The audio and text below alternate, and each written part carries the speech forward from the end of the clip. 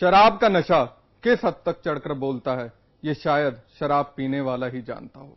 लेकिन इतना तो है कि इसकी जद में आया शख्स ये भूल जाता है कि आखिर वो क्या कर रहा है।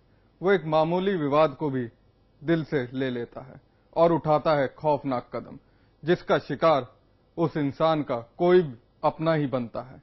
पीलीभीत में एक ऐसा ही वाकया सामने आया। यहाँ शराब के नशे में मदहोश एक शराबी ने बुजुर्ग महिला पर चाकू से वार कर जान ले ली। शराब का नशा, मदहोश हुआ शख्स, नशे में किया विवाद, गुस्से से हुआ आग बबूला और फिर उठाया खौफनाक कदम, खत्म कर दी बुजुर्ग महिला की जिंदगी। पीलीभीत के सदर कोतवाली इलाके का मोहल्ला मुनीर खां। यहां हड़कंप मचा हुआ है और चारों ओर दहशत भी। लोग चर्चा करने में मशरूफ हैं। यहां जमा लोगों की जुबान पर बस उसी वारदात की चर्चा है जो दर्दनाक है और जिसने रिश्तों की बुनियाद को हिलाकर रख दिया है। जी हां, मुनीर खां मोहल्ले में अब बस दो लोगों के नाम है, क्योंकि कानाफूसियों का सबब यही दो लोग हैं, जिनमें एक शराबी है तो दूसरी बुजुर्ग महिला, जिसे उस शराबी के कहर का शिकार होना पड़ा। दरअसल तस्लीम और सरताज दोनों गहरे दोस्त हैं, लेकिन दोनों शराब के आदी थे। वारदात के दिन तस्लीम और सरताज ने जमकर शराब पी। दोनों शराब के नशे में मदहोश थे।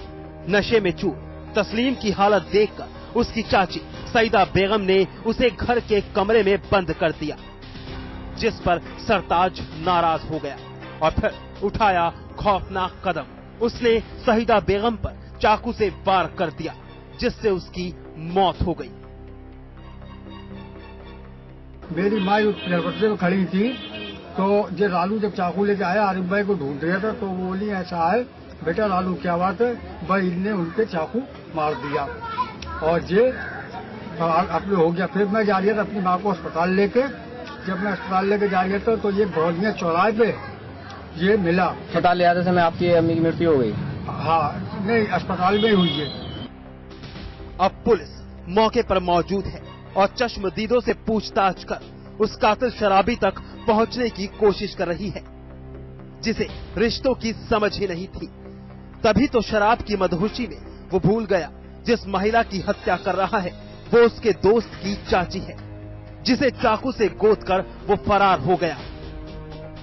सईदा बेगम अब नहीं है। उसके वक्त से पहले चले जाने का गम रिश्तेदारों को भारी पड़ रहा है। शायद इसलिए मोहल्ला मुनीर खां में मातम ही मातम है। इसे डांट करके अपने घर में अंदर कर दिया।